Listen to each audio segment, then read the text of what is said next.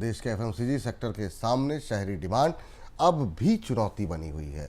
हाल में आए एफएमसीजी कंपनियों के जून तिमाही के नतीजों से ये ट्रेंड सामने दिखाई दिया है। नतीजों से पता चला कि जून तिमाही के दौरान एफएमसीजी सेक्टर के लिए ग्रामीण ग्रोथ तो 8% से ऊपर रही, लेकिन शहरी ग्रोथ 3% से नीचे दर्ज की गई। सर, अभी ओवरऑल अगर हम बात करें एफएमसीजी सेक्टर को लेकर के, तो क्या तस्वीर सामने दिखाई दे रही है?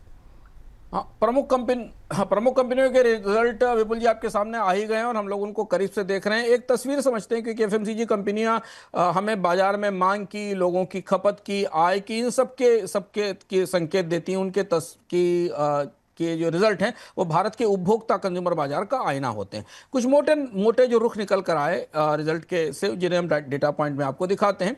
सबसे इंपॉर्टेंट चीज़ ये कि जो कंपनियों की टॉप लाइन वृद्धि है उस पर प्रेशर दिखाई दे रहा है।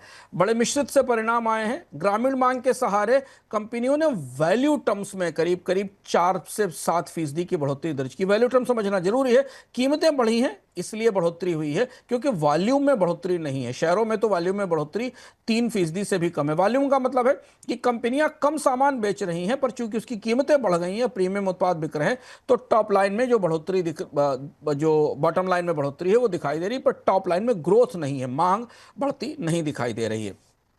कच्चे माल के कारण और ऑपरेशनल लागत बढ़ने से मुनाफे के मार्जिन सारी कंपनियों के दबाव में दिख रहे हैं। ये आपने विपुल जी जब अभी बाजार में रिजल्ट आए और स्टॉक्स की एनालिसिस की होगी तो देखी होगी। हम प्रमुख कंपनियों की तस्वीर देख लेते हैं जिससे कि एक आकलन मिल जाए।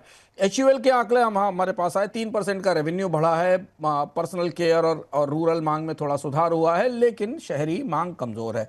आईटीसी का सिगरेट कारोबार स्थिर है। एग्रीकल्चर में 10% की ग्रोथ है, लेकिन पेपर में पर असर पड़ा है। नेस्ले का रेवेन्यू करीब 6% के आसपास बढ़ा। लागत बढ़ा है। मुनाफा 13% कम हुआ है। ब्रिटानिया की तस्वीर भी लगभग ऐसी है। कीमतों में बढ़ोतरी से लागत बढ़ी है।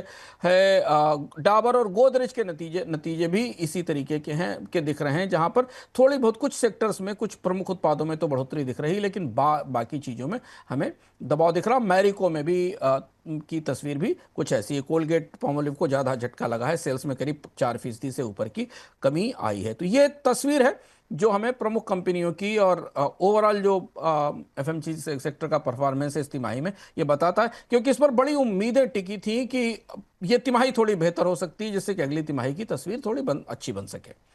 सर, लेकिन अगर इसको जो है अगर बाजार के रुख की रोशनी में देखा जाए तो ये नतीजे क्या बता रहे हैं, और जो बाजार की स्थिति है उससे तो हमारे दर्शक और हम सभी रूबरू हो ही रहे हैं।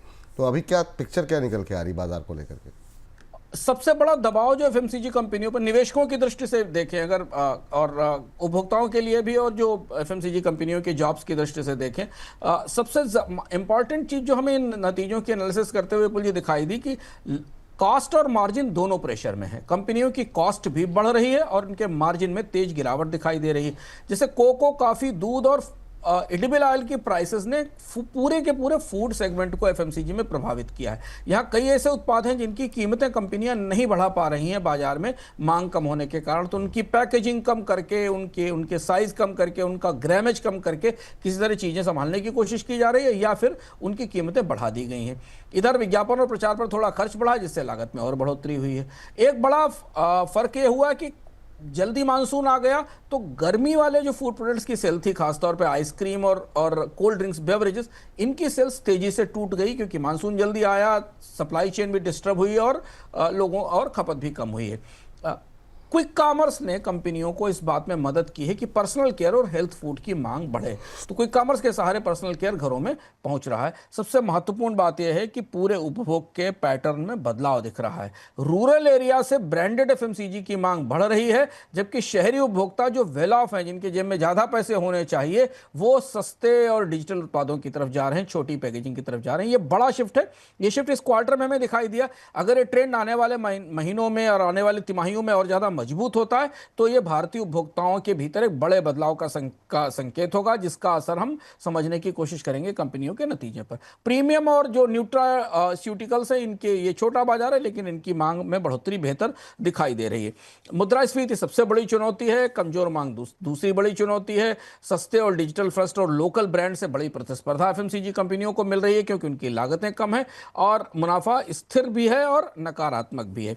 त्योहारी मांग पर उम्मीदें टिकी हुई हैं। अगर दूसरे दूसरी तिमाही में थोड़ी मांग बेहतर आती है तो ठीक है, लेकिन रूरल डिमांड पर जो बड़ी निर्भरता है उसका समाधान अभी इतनी जल्दी होता नहीं दिखेगा, क्योंकि शहरों से मांग नहीं आ रही। तो अगली तिमाही को लेकर बाजार की फिंगर्स क्रॉस्ड है, कंपनियों की फिंगर्स क्रॉस्ड है। उम्मीद यह है कि शायद अच्छी खरीफ की फसल और त्योहारों के दौरान खरीद से कंपनियों को कुछ बेहतर परिणाम मिलेंगे, और ऐसा ही शायद बाजार ने रिएक्ट भी किया विपुल जी।